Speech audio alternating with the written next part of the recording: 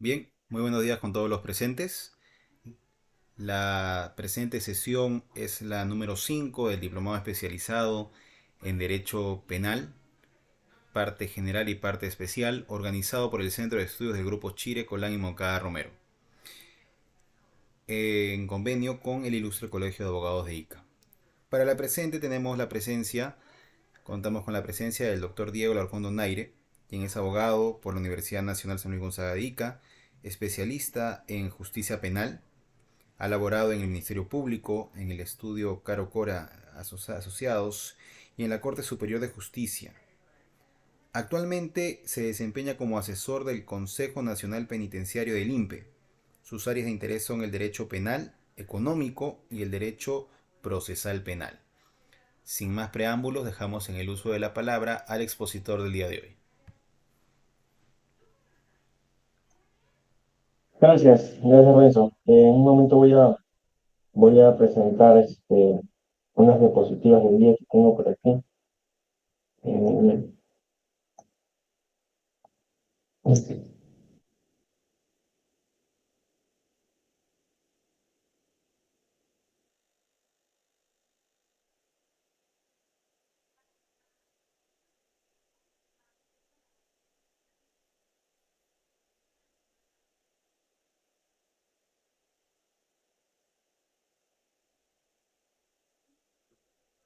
Creo que ese es el logro especial, ¿verdad? Sí, se aprecia. Bueno, ¿se escucha bien el audio? Renzo? Se escucha un poco bajo, Diego, pero sí, O digo. Pero bueno, perfecto. sí, un segundo para aquí.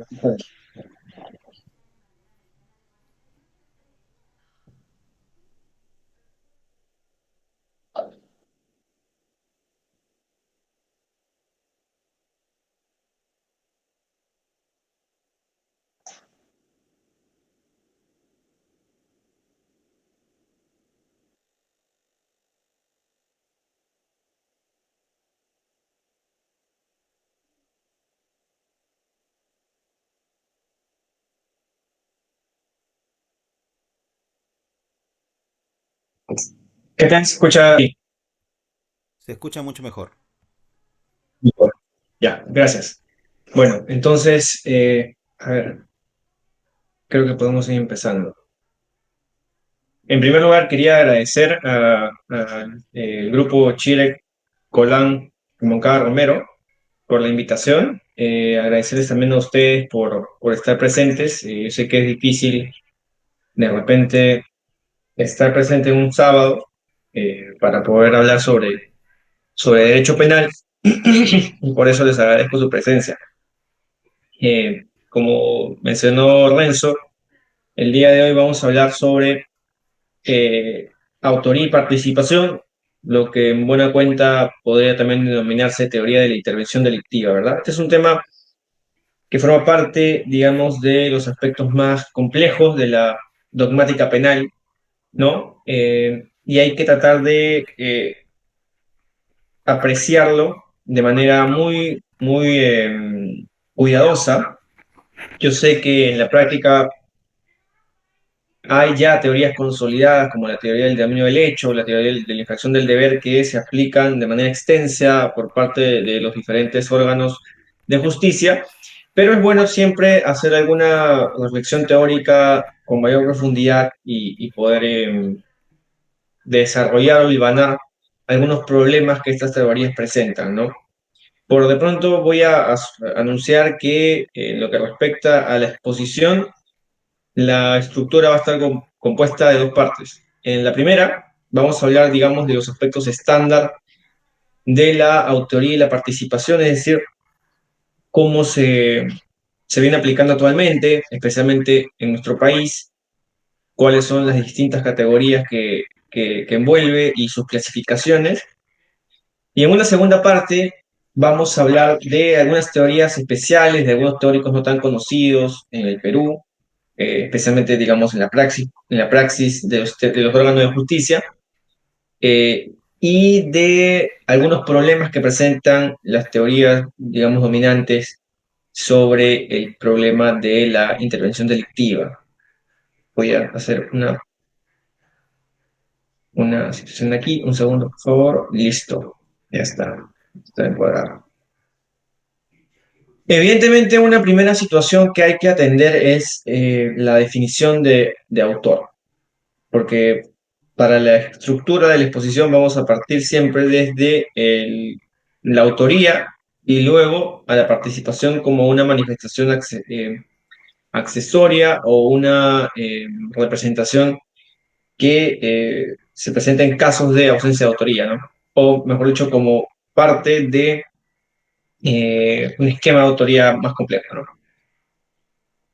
En efecto, una primera situación que resulta complicada es que el Código Penal no es que ofrezca el Código Penal peruano me refiero, no es que ofrezca una definición particularmente extensa o amplia o acabada de la autoría, ¿no? Hay una definición en el artículo 23 que señala que el que realiza por sí o por medio de otro el hecho punible y los que cometan conjuntamente serán reprimidos con la pena establecida para esta infracción. En esta disposición normativa ya se encuentran cifrados tres manifestaciones de autoría distintas, ¿no? La autoría directa, la autoría, eh, la coautoría y la instigación. Eh, entonces, una primera situación que hay que apreciar es que, perdón, la autoría, digamos,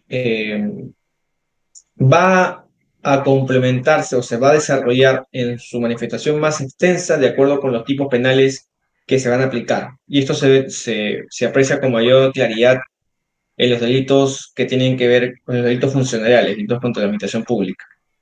Entonces, la definición de la autoría va a estar sujeta a estas características que presentan los delitos. Hay ciertamente una división teórica respecto a aquellos delitos que se denominan delitos de dominio y aquellos que se denominan delitos de infracción de deber.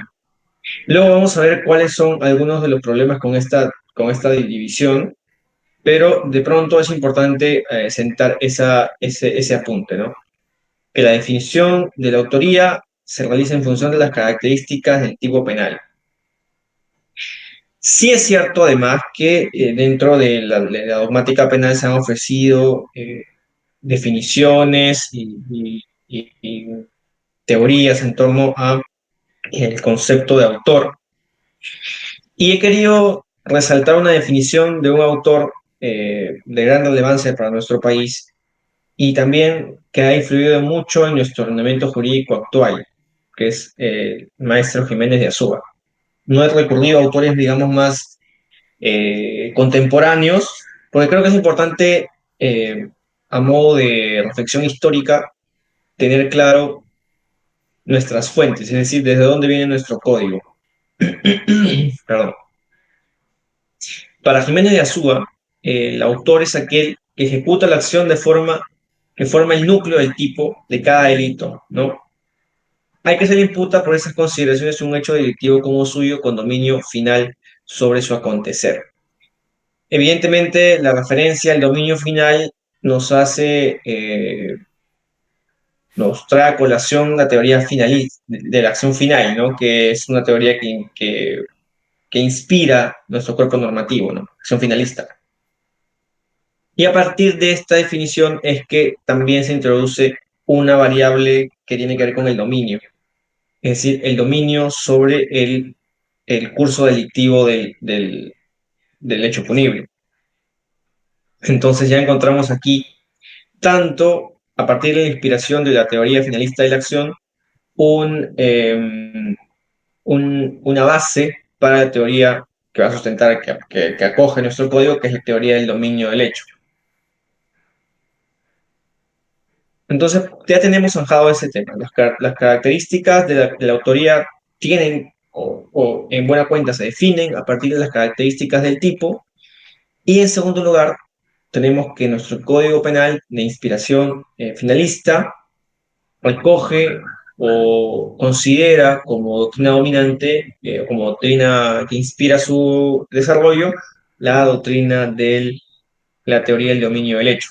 sobre la cual vamos a entrar en un momento. Como sabemos, estamos ante un concepto restrictivo de autores. ¿Qué quiere decir esto? Nuestro sistema acoge nuestro sistema acoge un modelo que distingue al autor del partícipe, ¿correcto? De esta manera, eh, ambos responden de manera distinta y esto se va a ver de manera más clara en el momento de las consecuencias, del establecimiento de las consecuencias jurídicas. El partícipe no responde de la misma manera que el autor. Esa es, por lo demás, la diferencia más importante eh, en términos sustantivos, digamos, respecto de la teoría de la intervención que distingue al autor del de el partícipe, ¿no? Eso es un apunte también que hace el maestro Kinghäuser cuando desarrolla la utilidad de esta teoría, ¿no? La utilidad de por qué distinguir entre el autor del partícipe, que la dosimetría penal es distinta para ambos casos. Eh,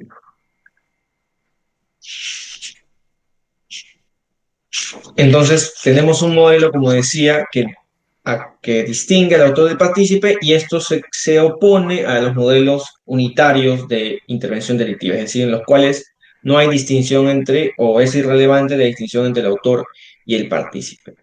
El segmento normativo que regula a efectos de establecer la diferencia entre autor y partícipe en nuestro Código Penal está establecido fundamentalmente en los artículos 23, 24 y 25.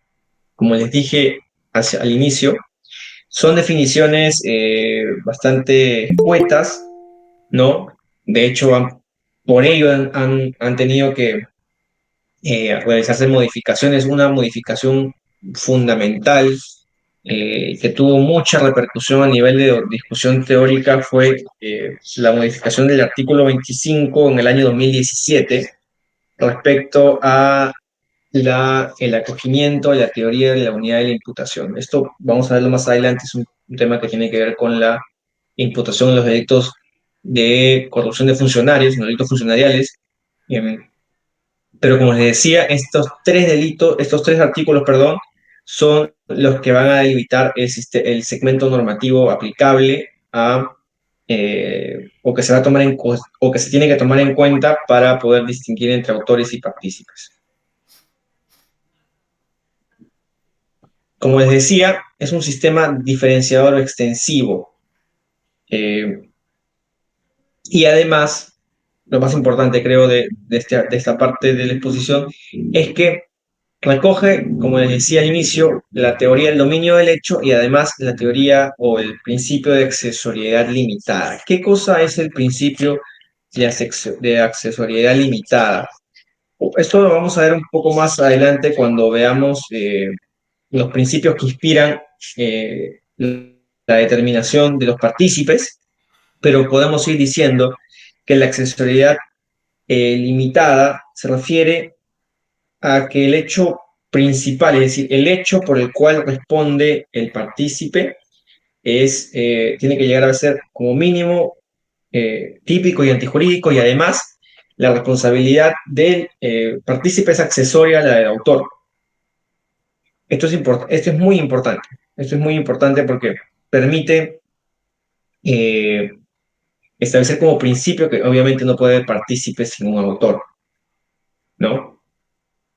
Bueno, continuamos con algunas teorías sobre la autoría que son, digamos, las que permiten o han permitido distinguir a nivel histórico entre autores y partícipes, ¿no? La primera se inspira en la teoría causal de la acción y nos señala que eh, lo decisivo, en este caso para la teoría objetivo formal, es la realización de todos y cada uno de los actos ejecutivos previstos literalmente en el tipo penal. Es decir, autor es aquel que desarrolla o que realiza todos los elementos del tipo.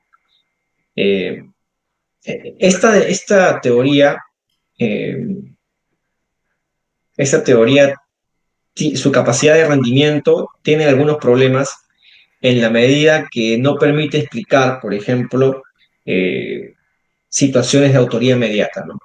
Esta es una teoría que, en la medida en que su inspiración causal, es decir, la teoría de la acción causal, eh, eh, no permite, por ejemplo, distinguir eh, la autoría inmediata o la instigación, presenta problemas, es decir, cuando se va a resolver un caso respecto de una posible instigación, esta teoría, su capacidad de rendimiento se ve limitada, ¿no? Por eso es que se generan otras teorías como la teoría objetivo material. Eh, en esta teoría, por ejemplo, se trata de cualificar el aporte de cada uno de los intervinientes en el hecho punible y se juzga que autor sería aquel que tuvo una contribución más importante en el hecho delictivo, ¿no? Por tener un ejemplo, ¿no? En el caso de una situación de varias personas que intervienen en la muerte de un ciudadano, tendrá más importancia aquel que jala el gatillo, ¿no? Esta teoría también tiene limitaciones, eh, y por eso la teoría del dominio del hecho se impone como la teoría estándar, digamos, en nuestro país y en realidad en buena parte, incluso Kinghäuser comenta también que esa también es la teoría aplicada en Alemania, ¿no? Digamos que tiene mayor grado de repercusión. Y esta teoría nos dice que será autor aquel que tenga el dominio del hecho.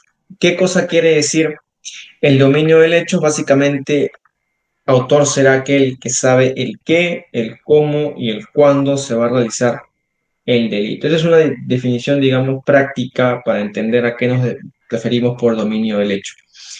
Evidentemente, esta teoría parte de una premisa y es que en el curso causal del hecho punible se realiza una distribución del trabajo, una división del trabajo.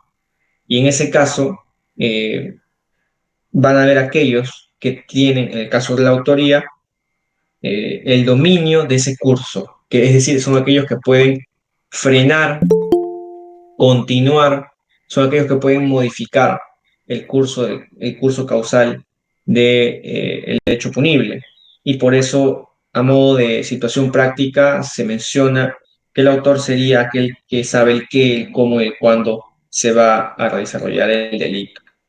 Esa también es una teoría de inspiración finalista, lo cual coincide también con lo señalado anteriormente respecto a la frase del maestro Jiménez de Azúa, ¿no? Desarrollada inicialmente por Welzel y que finalmente quien le va a dar mayor consistencia es Roxin, ¿no? Quien la desarrolla a niveles más importantes. Eh, la Corte Suprema de nuestro país se ha pronunciado extensamente sobre la teoría del dominio del hecho, ¿no? Para citar algunas ejecutorias antiguas pero muy relevantes, porque cuando, digamos, recién empezó a hablarse de esta teoría, aún no se manejaba de manera, digamos, extensa el concepto, pero ya se mencionaban algunos apuntes interesantes, ¿no? Por ejemplo, en el recurso de nulidad 23-2004 de Lambayeque se señala lo siguiente, ¿no? En la teoría del dominio del hecho, que sirve para determinar la diferenciación entre autores y partícipes, el criterio diferenciador será justamente el dominio del hecho. Autor, según esta teoría, sería el que tenga el dominio del hecho, aquel que puede decidir los aspectos esenciales de la ejecución, como habíamos dicho anteriormente, el qué, el cómo y el cuándo, por lo que somos de la opinión que respecto al antecitado procesado se ha dado la coautoría ejecutiva directa. Bueno, eso es un aspecto ya del caso en concreto, pero lo que conviene destacar de esta ejecutoria es que sella como criterio diferenciador el dominio del hecho. Y el dominio del hecho hace referencia, según esta ejecutoria, a la capacidad de decidir los aspectos esenciales de la ejecución. ¿Qué, cómo y cuándo? Ya vamos a ver luego algunos problemas que tiene esta apreciación del dominio del hecho y por qué, y también me voy adelantando, juzgo y a otros autores, evidentemente más importantes, que no tienen la suficiente capacidad de rendimiento para diferenciar entre autores y partícipes. Dentro de a partir, mejor dicho, de el dominio, de la teoría del dominio del hecho, también podemos distinguir dentro de la propia autoría otras manifestaciones o su clasificación, ¿no? Tenemos la autoría directa, la autoría inmediata y la coautoría que se regulan o que ya están cifradas en el artículo 23, como había mencionado anteriormente, ¿no? El que realiza por sí hace referencia a la autoría directa, según el artículo 23 del Código Penal. El que actúa por medio de otro, estamos haciendo referencia a la autoría inmediata, y los que cometan conjuntamente hace referencia a la coautoría. Si aplicamos la teoría del dominio del hecho eh, como criterio diferenciador dentro de la propia autoría, es decir, además de diferenciar la autoría del partícipe como criterio para diferenciar dentro de la autoría, podríamos decir que en la autoría directa hay un dominio de la acción, como había dicho anteriormente, del curso del hecho punible. En la autoría inmediata hay un dominio de la voluntad.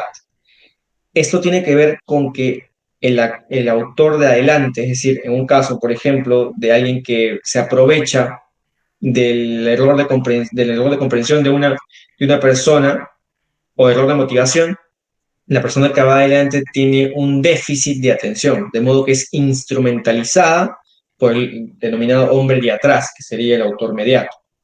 Entonces, en ese caso hay un dominio de la voluntad. Yo no estoy tan de acuerdo con esta definición de dominio de la voluntad. Creo que tiene mucho más sentido hablar del aprovechamiento o la instrumentalización del déficit de capacidad de acción de la persona que va adelante, ¿no? Del autor, en teoría, que ejecuta la acción, ¿no? De una manera fenomenológica, es decir, que en el plano de la realidad ejecuta la acción. Y finalmente, en el caso de la coautoría, hay un dominio funcional del hecho. Aquí también es donde la teoría del dominio del hecho encuentra bastantes problemas en términos teóricos, problemas, quiero decir, para justificar su capacidad de explicar ciertos casos. El dominio funcional del hecho que haría referencia a que todos se comparten en cierta forma el dominio del hecho. ¿De qué manera? ¿Cómo? Obviamente hay que apreciar las circunstancias particulares de cada caso, pero se presentaría de esa manera, ¿no? En que hay un plan conjunto, una agenda delictiva para un caso en concreto, y en este caso el dominio es uniforme, es decir, eh, de todos depende en cierta manera la ejecución del hecho punible, ¿no? Como paréntesis, eh, ahora que estamos hablando de la importancia de los casos, creo que es sumamente importante entender que las teorías no son, digamos, útiles en sí mismas. Y esto es algo que quisiera hacer un comentario, digamos, aparte, porque sobre todo cuando uno es más joven, uno se deja, digamos, deslumbrar por ciertas teorías. Y yo recuerdo cuando todavía era practicante y empecé a leer un poco de Jacobs y de la teoría funcionalista, y uno trata a veces de ajustar la realidad a la teoría y no la teoría a la realidad, ¿no? Entonces, es sumamente importante que entendamos que las teorías son instrumentales y nos sirven para explicar, para entender, para poder resolver ciertos casos. Por poner un ejemplo, y lo vamos a ver más adelante, la teoría de la autoría inmediata por aparatos organizados de poder tiene evidentemente una utilidad sujeta al contexto histórico en el cual se desarrolló. Evidentemente era necesario encontrar una manera de poder castigar a ciertos delincuentes que tenían un poder político o que tuvieron un poder político estatal masivo y que la única manera de poder hacer viable el castigo de estas personas era adecuando o desarrollando una teoría que aprecia esos aspectos, ¿no? La realidad siempre va a ser más compleja que las teorías. Las teorías siempre sirven para hacer un poco más inteligible un caso o una situación, pero es importante eso porque puede pasar, y muchas veces se ve, especialmente en algunas sentencias de la Suprema, que muchas veces por la fidelidad a una determinada teoría terminamos ajustando, como les decía, la realidad a la letra y no la letra a la realidad, ¿no? Y es bien importante que hagamos esa diferencia. Luego vamos a ver, como les decía, unos apuntes críticos sobre la teoría del dominio del hecho que creo que pueden ayudar. La autoría directa, la autoría inmediata y la coautoría, como les decía, son la clasificación que podemos encontrar en el artículo 23 y es importante que nos detengamos a diferenciarlas de cómo se presentan, ¿no? El autor directo, evidentemente, es aquel que realiza por sí mismo el hecho. Es, digamos, el que realiza, tiene dominio del hecho, sobre un curso no hay más participantes, un hecho, digamos, un ejemplo paradigmático es aquel de la persona que compra un arma y él mismo ejecuta la acción de matar a otro, ¿no? Evidentemente en este caso no hay partícipes, no hay instigadores, simplemente hay una persona que tomó la decisión de ejecutar un hecho punible y realizó todos los elementos necesarios para que esa acción produjera el resultado que él esperaba. Entonces, la, la autoría inmediata recoge esos elementos, ¿no? La Corte Suprema eh, en una ejecutoria muy antigua, que el doctor Carl Jung recoge en un libro interesante que se llama Diccionario de Jurisprudencia Penal, la Corte Suprema en este pronunciamiento bastante antiguo señala lo siguiente. En el proceso ejecutivo del delito es autor aquel que ha realizado de propia mano todos los elementos objetivos y subjetivos que configuran el tipo, lo que permite afirmar a la luz de la moderna teoría del dominio del hecho que el sentenciado ha sostenido las riendas del acontecer típico o la dirección final del acontecer. Esta última frase de la Corte Suprema es bien interesante, porque hace ver a la teoría del dominio del hecho como una suerte de, al autor, perdón, a partir de la teoría del dominio del hecho, al autor como una suerte de mm, de persona que tiene las riendas del curso del hecho, es decir, que controla todos los aspectos del hecho punible. Lo cual es una simbología interesante, ¿no? Pero luego uno cuando entra a apreciar los aspectos problemáticos de esto, se da cuenta pues que no necesariamente es así, ¿no? Pero la simbología es importante para representar qué es lo que quiere decir la teoría del dominio del hecho. Es llevar las riendas del acontecer típico, es decir, dominar el curso del hecho punible. Luego esto va a servir de manera importante para distinguir entre autores y partícipes, sobre todo en la práctica, ¿no? ¿Cuáles son los requisitos de la autoría directa? Evidentemente el dominio del hecho, es decir, que el agente decida el inicio, el desarrollo, todos los elementos del íter del hecho punible. Y sí, es cierto también que hay casos especiales de autoría directa, ¿no? Eh, como por ejemplo los delitos de propia mano, eh, en los cuales se exige dentro de la esfera de los autores una cualidad específica, ¿no? Esto es importante de entender porque muchas veces se confunde autoría en delitos especiales con autoría en delitos de infracción de deber. Y esto suele ocurrir, luego lo vamos a ver de manera más detallada, pero es un error común, es un error común eh, pero que podríamos distinguirlo fundamentalmente porque en el caso de los delitos de infracción de deber, las cualidades específicas del autor vienen devenidas de una relación institucional. Y en el caso de delitos especiales, esto no se manifiesta de esa forma. Eh, por ejemplo, eh, En el caso, por ejemplo, también se presentan de los delitos de autoría inmediata de casos especiales, se presentan los delitos de propia mano, ¿no? Por ejemplo, en el caso del delito de violación sexual, ¿no? Se exige que el sujeto activo sea quien mediante amenaza o violencia tenga el acceso carnal. Estos son casos especiales de autoría inmediata que convienen distinguir para poder abarcar todo el universo de posibilidades. De autoría inmediata en delitos especiales, autoría inmediata en delitos de propia mano, autoría inmediata en delitos que poseen también un especial elemento subjetivo, ¿no? Por ejemplo, en el caso del delito de homicidio con la finalidad de facilitar otro delito. Estamos ante un delito que presenta un elemento especial y que la autoría, digamos, también viene determinada por esa característica, ¿no? En segundo lugar, tenemos la autoría inmediata, que ya de por sí presenta más problemas.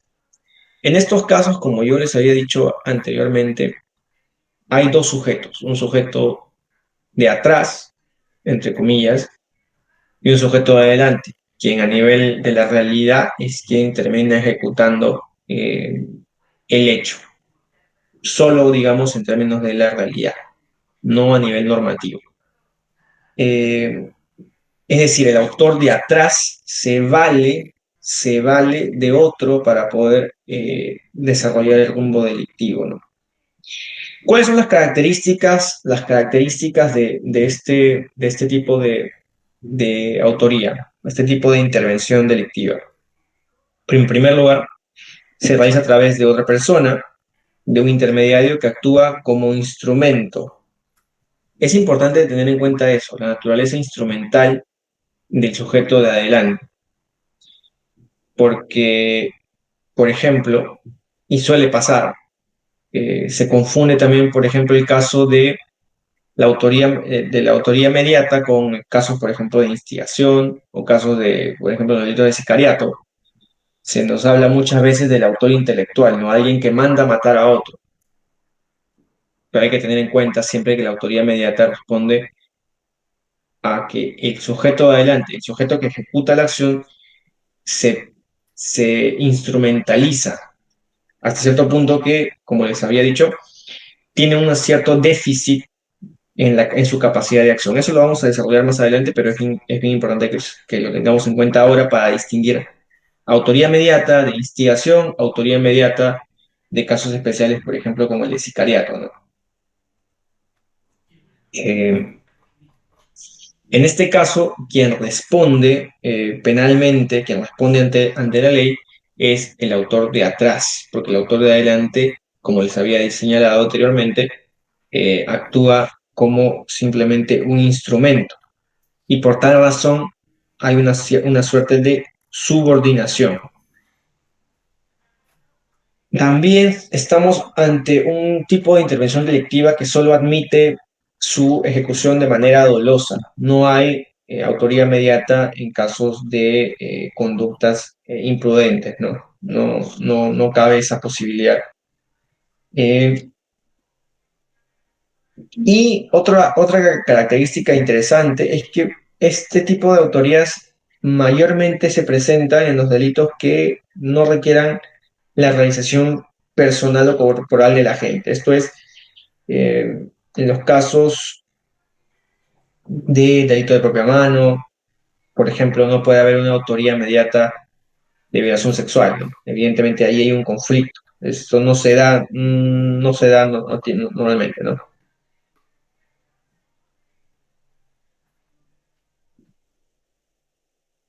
También es importante hablar de la relación de la autoría inmediata y el grado de intervención delictiva. Es decir, cuando hablamos de una tentativa o cuando hablamos de una consumación. En el caso de la autoría inmediata, cuando la relacionamos con la tentativa, esta se va a dar siempre y cuando ya se dé inicio al hecho que va a incidir definitivamente en la voluntad del instrumento, es decir, de manera tal que se inicie el hecho delictivo.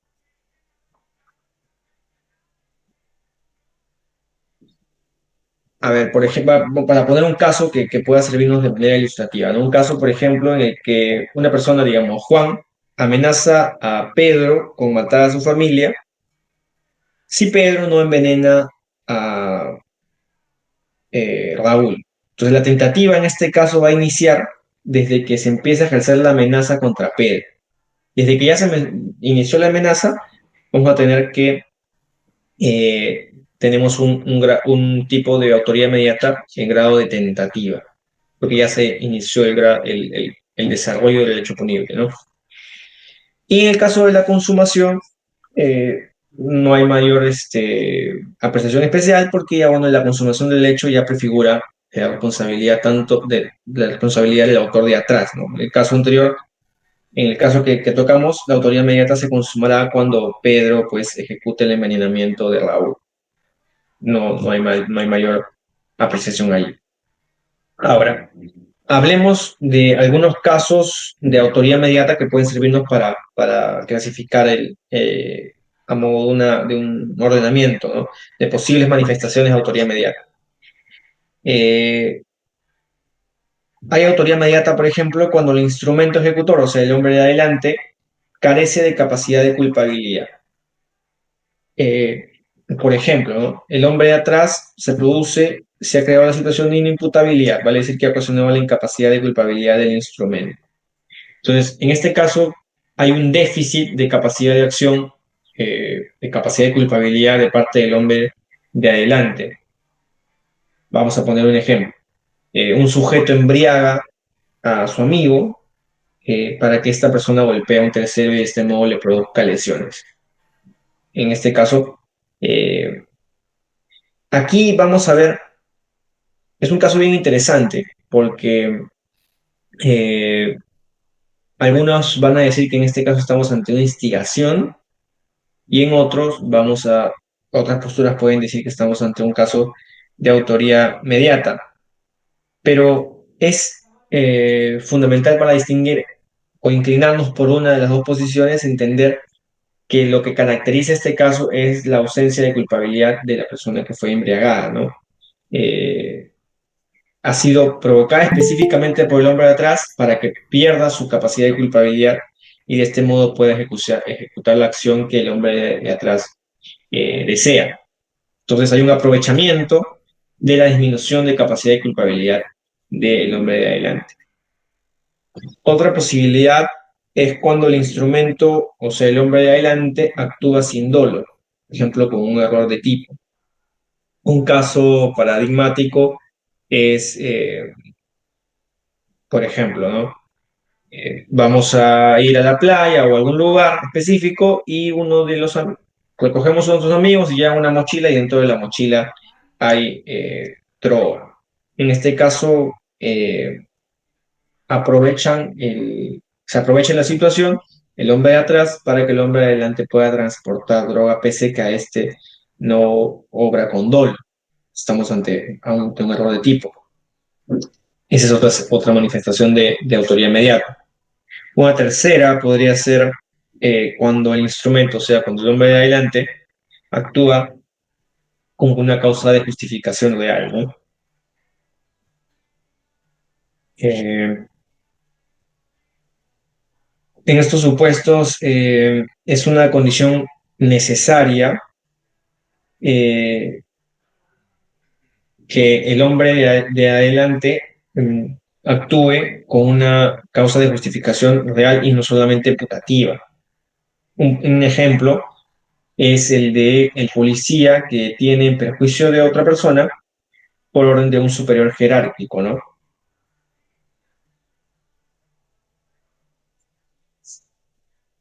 En este caso, el hombre de adelante no tiene otra opción que ejecutarla.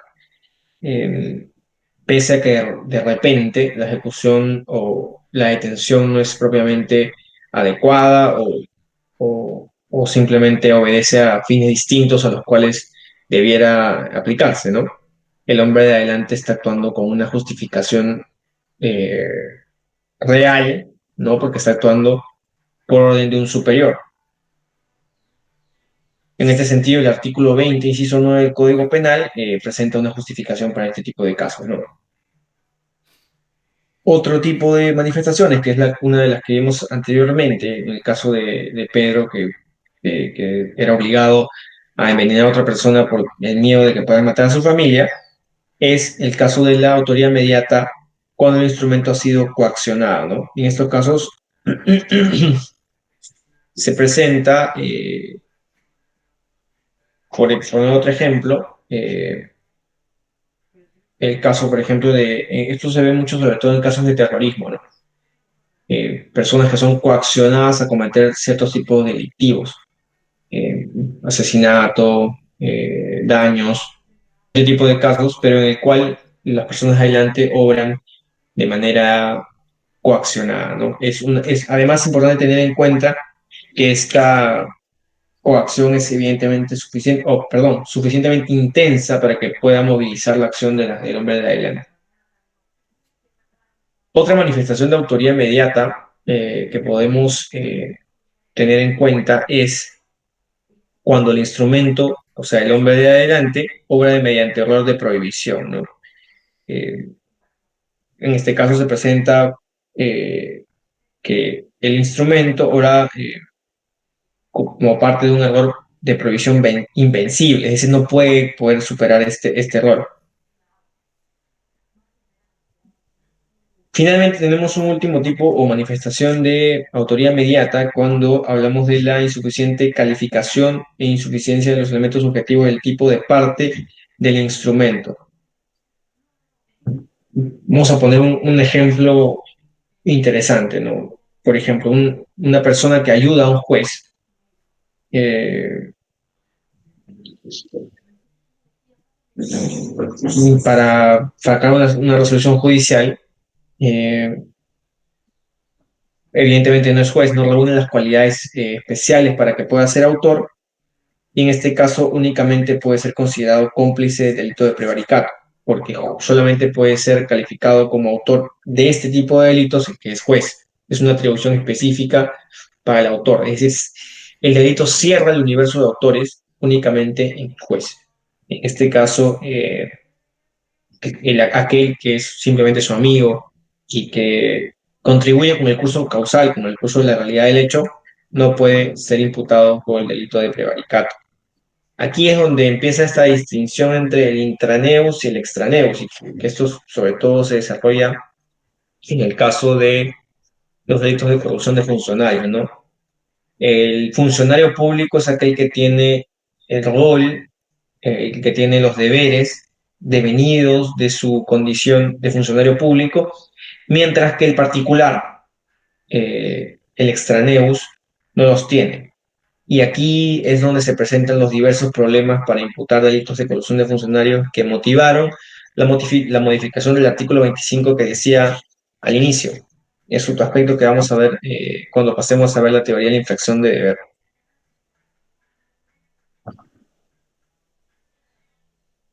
Y en los casos, para cerrar ya las manifestaciones de la autoría, tenemos el tipo de autoría mediante coautoría.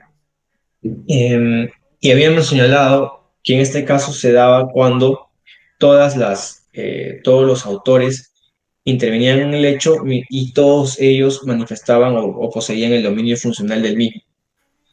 Es decir, varias personas intervienen, cada una de ellas de forma relevante, cada una de ellas ejecuta el hecho, ¿no? Entonces, en este caso, hay un reparto de funciones, una división del trabajo con relación a la ejecución del hecho punible. ¿Qué elementos tiene que reunir la coautoría? En primer lugar, eh, tiene que haber, como había dicho, en la medida en que hay una división del trabajo, previamente hay un acuerdo común sobre el rol de todos y cada uno de los autores. Entonces hay un planeamiento en conjunto en el que cada interviniente se compromete a asumir determinada tarea. Ahora, muchos pueden preguntar esto, cómo se diferencia en los casos en los casos de complicidad, ¿no? En los casos de complicidad primaria o secundaria. Estos son los puntos en los cuales uno empieza a ver ya las limitaciones de la teoría del dominio del hecho. Pero partiendo ya, digamos, de lo que se viene trabajando a nivel estándar, se entiende que en el dominio funcional un primer elemento es este acuerdo común. Tiene que haber un acuerdo común por parte de todos los coautores para desarrollar el hecho punible. Y cada uno de ellos se reparte una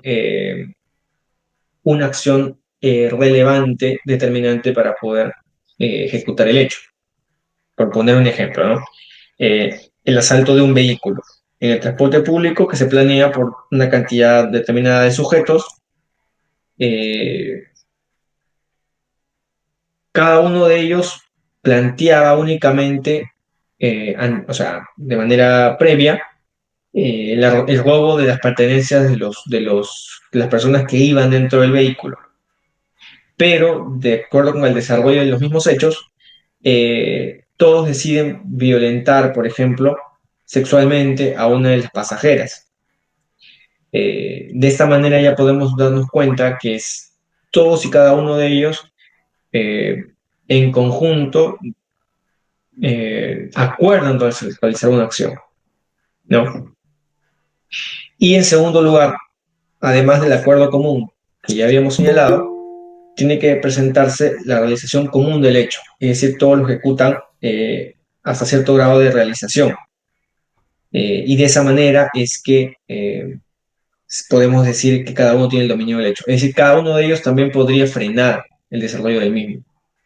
Si atendemos a la definición que habíamos señalado por parte de la Corte Suprema, que el dominio del hecho implica la capacidad de decidir el curso del hecho punible, es decir, que el que tiene las riendas del desarrollo del hecho punible, en este caso esas riendas las tienen todos y cada uno de ellos, de modo tal que se comparten la capacidad de decisión sobre la realización del hecho punible. Cada uno de ellos podría también frenarlo. Y ahí viene también el fundamento por el cual todos responden como autores y todos responden con el mismo grado de castigo. Hasta este punto hemos visto la autoría y quería saber si había alguna pregunta o algún aspecto que de repente quisieran apuntar. Si no lo hubiera, Renzo, no sé si vamos bien con el tiempo para un break o seguimos. Depende de usted, doctor. No. Ya, entonces yo creo que podemos seguir. Lo que viene es participación y luego de ello creo que podemos, si ustedes lo tienen a bien,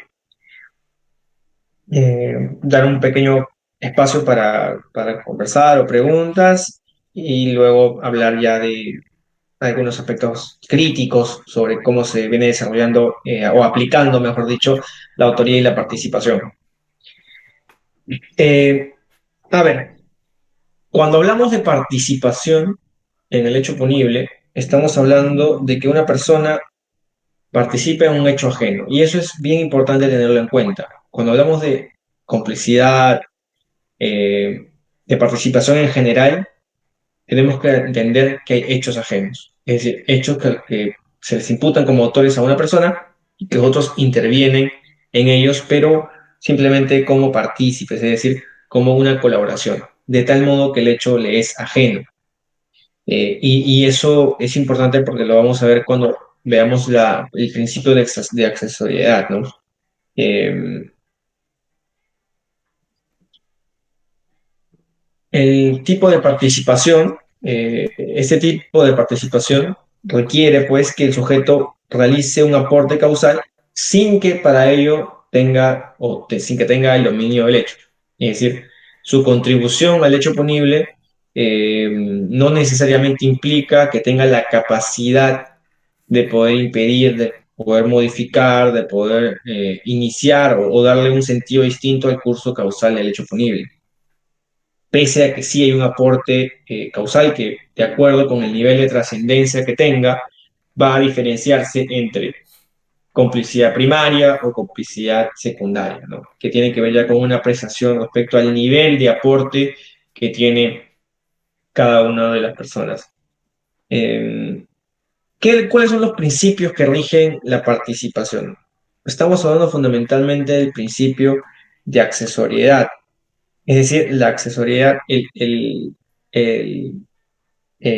la participación se realiza por parte del partícipe de un hecho ajeno, es decir, no realiza un tipo autónomo, sino que realiza una actividad accesoria de un hecho principal que es ajeno. Eso también, como les digo, les decía hace un momento, guarda relación sobre todo con los delitos funcionariales. Muchas veces ha habido problemas para poder distinguir eh, el título de intervención de los extraneos y y los intraneos, y aparecía también la disputa entre la denominada teoría de unidad de la imputación y la teoría de la ruptura del título de imputación, ¿no? Es decir, que, por ejemplo, en delitos funcionariales, el intraneo se podía responder por un delito y el extraneo por otro. Posición que, por supuesto, nuestro Código Penal no ha acogido, sino que nuestro Código, de acuerdo con la modificación del artículo 25 del año 2017, llevó a un nivel ya positivo, a nivel normativo, la teoría de la unidad del título de imputación. Ahora, el principio de accesoriedad implica, entonces, que hay una acción principal, un hecho principal, del cual el partícipe interviene de manera accesoria. Entonces, esta accesoriedad se va a manifestar o se puede manifestar de dos maneras, ¿no? Una accesoriedad cuantitativa y una accesoriedad cualitativa. La accesoriedad cuantitativa, o también denominada principio de ejecutividad, eh, tiene que ver con el grado de realización del hecho punible, ¿no? Eh, este principio nos dice o nos exige que el hecho punible para el cual se está realizando un aporte haya llegado al menos hasta el grado de tentativa. Vale decir que el autor principal haya iniciado la ejecución del hecho delictivo para que la participación en sentido estricto pueda ser punible. No puede haber en este caso pues una complicidad de actos preparatorios, ¿no? Tiene que haber llegado como mínimo a un nivel de tentativa para que pueda ser punible la complicidad, por poner un ejemplo. Y en el caso de la accesoriedad cualitativa, tiene que ver respecto a la fase del delito conforme a las categorías de tipicidad, antijuricidad y culpabilidad. En estos casos, nuestra, eh, nuestro código penal se inclina por un principio de accesoriedad limitada, según el cual el hecho tiene que ser por lo menos típico y antijurídico, pero no es necesario que sea culpable. Es decir, el autor puede no tener culpabilidad y aún así presentarse supuestos de accesoriedad. Eh, ¿Por qué? Porque la responsabilidad o la capacidad de culpabilidad siempre es personal, es individual. Entonces, cada interviniente ingresa al injusto de acuerdo con su capacidad de culpabilidad. Entonces, un partícipe puede sí responder por un hecho punible, pese a que el autor no tenga necesariamente, no sea culpable, ¿no? Entonces ahí hay un, un principio que amplía las posibilidades de participación, ¿no?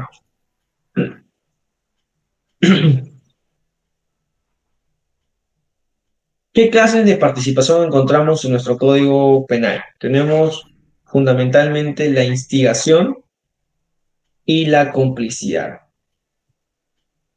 En la instigación, el Código Penal brinda una definición bastante escueta de ella y habla de que el que dolosamente determina a otro a cometer el hecho punible, ¿no? Esta frase de determinar a otro eh, exige solamente hacer surgir, digamos, a nivel de ideación, la determinación delictiva de alguien, ¿no? Es básicamente motivar al otro hacia la realización de un hecho punible. En este caso, por ejemplo, la Corte Suprema, una, ejecutoria lo decía de la siguiente manera, ¿no? El artículo 24 del Código Penal, referido a la instigación, reprime al que dolosamente determina a otro a cometer el hecho punible con la pena que le corresponde al autor, que mediante la instigación el instigador hace surgir, es importante esta frase, en otra persona, llamado el instigado, la idea de perpetrar un delito, siendo este último el que ejecuta materialmente el medio típico. Además, el instigador debe actuar intencionalmente a fin de lograr el hecho delictivo. Esto es parte del recurso de nulidad 1552-2023 del Santa, ¿no? Es decir, el instigador induce a otro a cometer el delito, eh, pero a un nivel que pueda ser considerado, ¿no? Promesas, recompensas económicas. Hay un medio para que el instigado pueda realizar finalmente el hecho típico. Obviamente esto no se va a presentar si es que el supuesto instigado ya venía previamente determinado a cometer el hecho punible, ¿no? En este caso no se presenta, ¿no? Podemos haber ahí un alentamiento a desarrollar el hecho, pero que evidentemente para efectos penales no resulta relevante. Eh, Ahora, en términos de dosimetría penal, de consecuencias jurídicas, el instigador responde al mismo nivel del autor, lo cual es un aspecto interesante, aunque cabría también problematizar sobre ello, ¿no? ¿Cuáles son los requisitos para la instigación, ¿no? En nuestro ordenamiento? En primer lugar, que el inductor no posea el dominio del hecho. Evidentemente, el inductor solamente hace surgir la idea, pero el curso causador del hecho punible sigue siendo parte del instigado, quien tiene voluntad de poder frenarlo y poder, eh, quien puede frenar el curso causal del hecho. Ahora, otro elemento es que la conducta desplegada por el sujeto, es decir, por el instigador, sea producto del instigado, perdón, sea producto de la inducción. Entonces, tiene que haber una relación entre el inducido y la persona que lo va a buscar, que lo ha instigado, ¿no?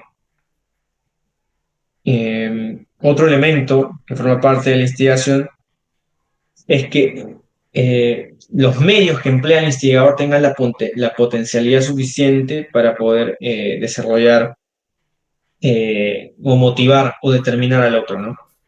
Simplemente alguien que dice, oye, sería buena idea que mates a esta persona, evidentemente en ese caso no podemos considerar que hay una instigación. El grado o la potencialidad de los actos del instigador no cubren suficientemente este elemento. Mm, El inductor, además, como otro elemento de la instigación, debe realizar sus promesas, sus acciones eh, de manera intencional, ¿no? Evidentemente no puede ser un instigador aquel que simplemente sugiere una idea disparatada que luego es seguida por una persona a nivel eh, ya material.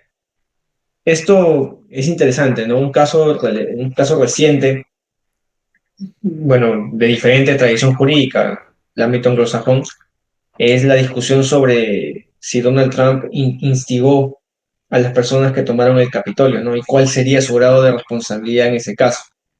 ¿Es suficiente que esta persona a nivel público sugiera de una manera más o menos, no expresa, pero más o menos entre líneas, la idea de tomar o de evitar la proclamación del nuevo presidente? Da para la discusión. Hay quienes dicen que no, que si tomáramos eso como una posibilidad, pues habríamos demasiado la capacidad de instigación, la posibilidad de la instigación. Hay quienes dicen que sí, porque de acuerdo con las características del caso preciso, las condiciones, la proximidad al hecho, el nivel de popularidad que tenía Donald Trump en ese tiempo, sí permiten justificar que esta persona los instigó a quienes finalmente destruyeron, hubo también acciones de lesiones a personal policial, etcétera.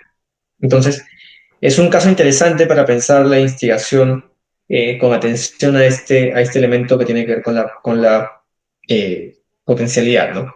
Y la voluntad de querer el resultado típico. ¿Qué tipo de instigaciones conocemos? Tenemos la instigación tácita o expresa. En estos casos, la instigación tácita, en este caso se recurre a elementos no expresos, elementos de sugerencia, opacos, que motiven la determinación de la persona que va a ser instigada, ¿no? Un ejemplo es el de un caso interesante, ¿no? Que se suele citar, es el caso, por ejemplo, en el cual un chico obsequia a una chica para que crea que otro lo ha engañado, ¿no? Y consecuentemente la persona que crea que lo ha engañado de muerte al supuesto traidor. En este caso estamos ante una instigación tácita. Eh, Quisiera también hacer referencia a la instigación en los delitos especiales, ¿no? Que es un aspecto también interesante. El instigador no necesariamente tiene que tener las características especiales que reúne el instigado. Y esto es muy importante porque en los delitos funcionales es donde se ve mucho más esto, ¿no? El empresario privado que le ofrece una coima a un funcionario público no tiene la cualidad de funcionario público, no tiene esos deberes.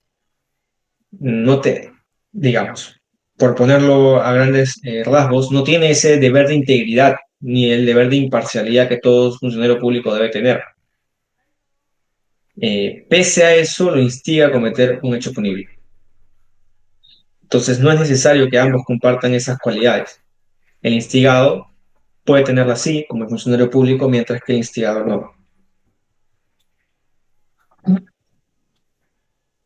Bueno, esto en cuanto a la instigación. Y en cuanto a la complicidad, el artículo 25 habla del grado de contribución sin que llegue a ser un dominio del hecho de parte del cómplice, ¿no? Que además, de acuerdo con el grado de aporte, va a ser cómplice primario o cómplice secundario. La complicidad primaria tiene que ver con un juicio sobre el grado de aporte, ¿no? Para distinguir entre actos primarios y secundarios, como les decía, tenemos que ver el grado de eficacia de los mismos. Es decir, no es lo mismo una persona que presta un auto especialmente acondicionado para un robo que aquel que simplemente se encarga de verificar que no hayan personas o que simplemente presta auxilio respondiendo sobre la cantidad de personas que hay en un lugar o si hay vigilantes en un lugar, el grado de aporte es distinto, ¿no?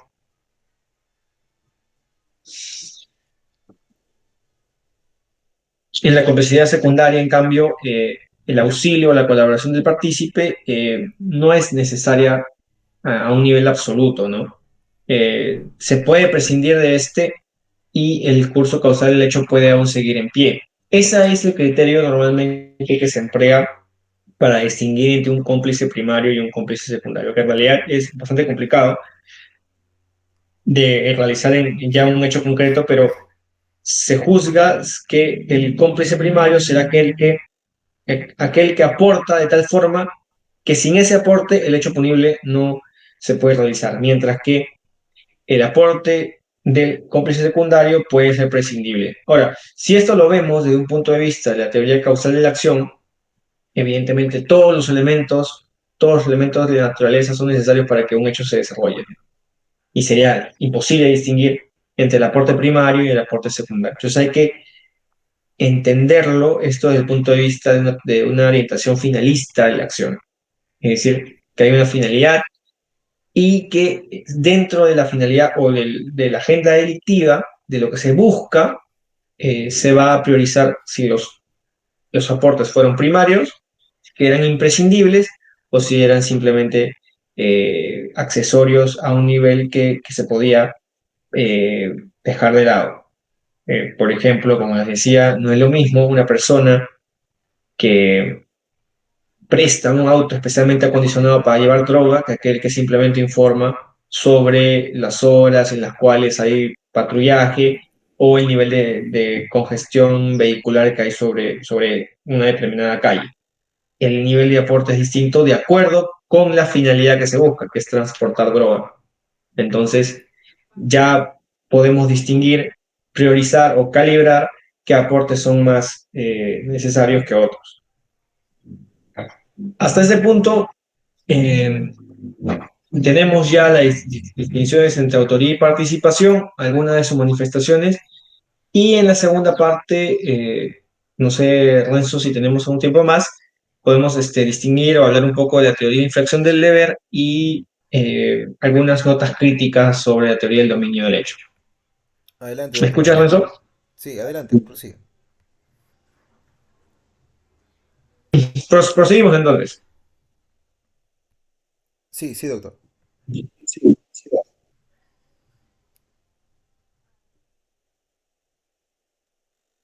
La teoría de la infracción del deber nace sobre todo como medio para poder explicar o para poder atender casos en los cuales las cualidades del autor o sus deberes motivan o producen que la teoría del dominio del hecho simplemente no se dé abasto, no puede explicar estos casos. La teoría del dominio del hecho no,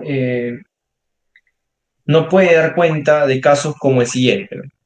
Un funcionario público, el alcalde, tiene dinero en la municipalidad para hacer un pago y permite el ingreso de una persona extraña, un sobrino, un primo, y se lleva el dinero. El hecho punible es el uso indebido de dinero público, que lo podríamos calificar como un peculado, pero el autor, digamos, el sujeto activo de la acción, aquel que usa, que se lo lleva, es un extraneo, es una persona que no tiene las cualidades, no es funcionario público. Si esto lo viéramos desde el punto de vista del dominio del hecho, no podría explicarse la punición del alcalde, pese a que dejó eh, que se llevaran el dinero.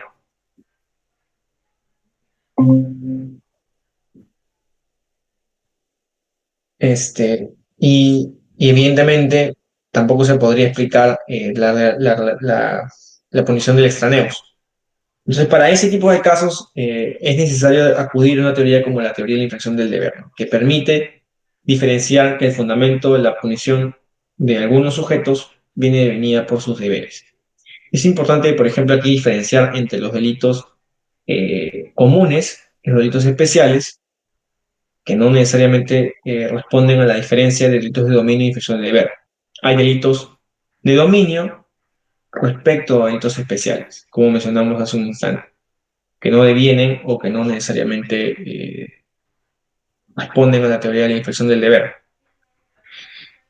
Y los delitos de competencia organizacional y los delitos de competencia institucional. Esta diferenciación última hace referencia a aportes del teórico Jacobs, para quien también lo señala el doctor Carollón. Todos los delitos son delitos de infracción del deber al final del día. Yo también comparto esa posición, aunque desde otra postura teórica, eh, solo que algunos deberes son distintos que otros. Es decir, unas personas tienen deberes institucionales propios de su cargo público, mientras que otras personas tienen deberes organizacionales que en general son los que se reproducen entre la mayor parte de la gente, ¿no? Por ejemplo, el delito de no matar sería un delito de competencia organizacional, por parte de que tiene que ver con la organización social misma, mientras que un delito de peculado o un delito de colusión es un delito institucional porque el sujeto está revestido de deberes propios de la función pública. En estos casos, como les decía, el fundamento de la punición tiene que ver con la apreciación especial de este tipo de ciudadanos, ¿no? y fundamentalmente encuentra su grado de normativización en el artículo 25 del Código Penal, lo que recoge la teoría de la unidad del título de imputación. Quería hacer algún apunte respecto de esta teoría, ¿no? De la teoría del dominio del hecho, perdón. Como les decía, yo también considero, como otros teóricos evidentemente más importantes, que todos los delitos son delitos de infracción de deber. Desde la postura, por ejemplo, de King Heuser, ¿no? De la teoría de las normas, eh, la, la norma penal, el tipo penal, tiene dos manifestaciones, ¿no? La norma de comportamiento y la norma de sanción. Por ejemplo, en el delito de homicidio, el tipo penal dice, el que mata a otro será castigado con X. En esa disposición hay dos normas en realidad. Una norma de comportamiento que se extrae a partir de la formulación inversa del propio tipo penal. Por ejemplo, el que mata a otro implica que el tipo penal te está diciendo, el que mata a otro sería la norma de sanción y la norma de comportamiento, es decir, lo que te busca motivar el ordenamiento jurídico es lo inverso, no mates. Es decir, hay un mandato de que no mates a otras personas. Entonces, de esa manera se genera un deber por parte del destinatario de la norma. Y la capacidad de acción del, de los autores va a justificar eh, ese deber. Es decir, o va a, el destinatario de la norma, perdón, la norma busca que aquellos que tienen capacidad de acción no realicen aquello no realicen aquello que el ordenamiento busca que no realicen, o que realicen, en el caso de acciones especiales, aquello que el ordenamiento jurídico les exige, ¿no? Eh, y el tema del problema del dominio del hecho tiene que ver con que todas las personas ingresan al injusto típico mediante la infracción de un deber. Ahora, el grado de participación, eso varía, ¿no? Evidentemente, pero eso no implica que uno determine del todo al otro. Es decir, eh, cuando tenemos un caso de coautoría, por ejemplo, todas las personas tienen, todos los coautores tienen capacidad de acción. Todos tienen capacidad de no realizar aquello que el ordenamiento les pide que no realicen, o de realizar aquello que el ordenamiento les pide, y a partir de esa capacidad de acción se formula un deber. Es imposible que uno determine a otro en ese sentido de guardar el dominio de los demás, porque todos tienen la capacidad de poder frenar el curso de sus acciones. Si no, estaríamos hablando de una instigación, ¿no? De una persona que tiene disminuida su capacidad de, eh, de, de culpabilidad o su capacidad de acción en general. Entonces, todos ingresan de manera autónoma al injusto típico, ¿no? En ese sentido, por ejemplo, King Heuser plantea que podamos entender la, la autoría de la siguiente manera, ¿no? El autor de propia mano es siempre aquel que lesiona individualmente el deber que resulta de la norma, ¿no? Eh, el que mata a otro quebranta el deber de no matar individualmente. En el caso de la autoría mediata, estamos hablando de dos personas. Una de ellas, el autor mediato, que se aprovecha de la disminución de la capacidad de acción del sujeto de adelante, que puede ser tanto por la ausencia de culpabilidad, por intervenir con un error de tipo o sin dolo, o por simplemente estar coaccionado. Entonces hay una disminución de la capacidad de culpabilidad, ¿no? Eh, y esa es la razón por la cual quien quebranta el deber es el autor de atrás y no el autor de adelante. ¿Por qué? Porque el autor de adelante no tiene capacidad de acción. En la medida que no tiene capacidad de acción, no se le puede decir que ha infringido el deber, ¿no? Porque no podía simplemente seguirlo. Eh, en el caso de la coautoría, estamos hablando de que cada uno de ellos ingresa al injusto típico de manera individual también, porque todos quebrantan el deber de una misma manera. Y es la razón también por la cual todos responden a un mismo nivel. Eh, Finalmente, en el caso de la complicidad, sí podemos recurrir, por ejemplo, a lo que mencionaba la teoría del dominio del hecho, ¿no? Que es la distribución del trabajo. Aquellos que aportan al desarrollo del hecho punible sin que tengan o hayan sido parte del plan conjunto del hecho, eh, intervienen como cómplices y no necesariamente como partícipes. Este es un modelo interesante que desarrolla King Heuser y que creo que es mucho más sencillo que, por ejemplo, el caso de recurrir a dos teorías distintas, ¿no? Jacobs también plantea una situación parecida, pero él recurre a lo que les mencionaba anteriormente, ¿no? Deberes organizacionales y deberes institucionales, ¿no? Pero en ambos casos, como vemos, ya no se recurre a la teoría del dominio del hecho, sino que simplemente se considera la teoría de la infracción del deber a un nivel más amplio. Yo creo que hasta ese punto llegaría mi exposición y si hay algún comentario o, o pregunta, la podemos absolver. Por mi parte, quería nuevamente agradecer a Renzo y a todo el equipo por esta oportunidad y si no hubiera algún comentario o pregunta, sería hasta otra oportunidad. Bien, en este momento, en este punto, se exhorta a los participantes a formular sus preguntas, si es que en caso hay alguna duda o en todo caso alguna acotación respecto del tema, es bienvenida y serán absueltas en caso de dudas por el doctor Diego Alarcón.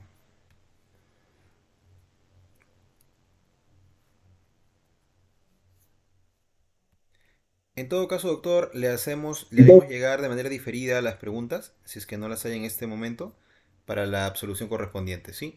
En todo caso, muchas gracias por su presencia el día de hoy. Apreciamos mucho su disertación y su compañía en esta quinta sesión del Diplomado en Derecho Penal, dejando la puerta abierta y la invitación a próximos eventos.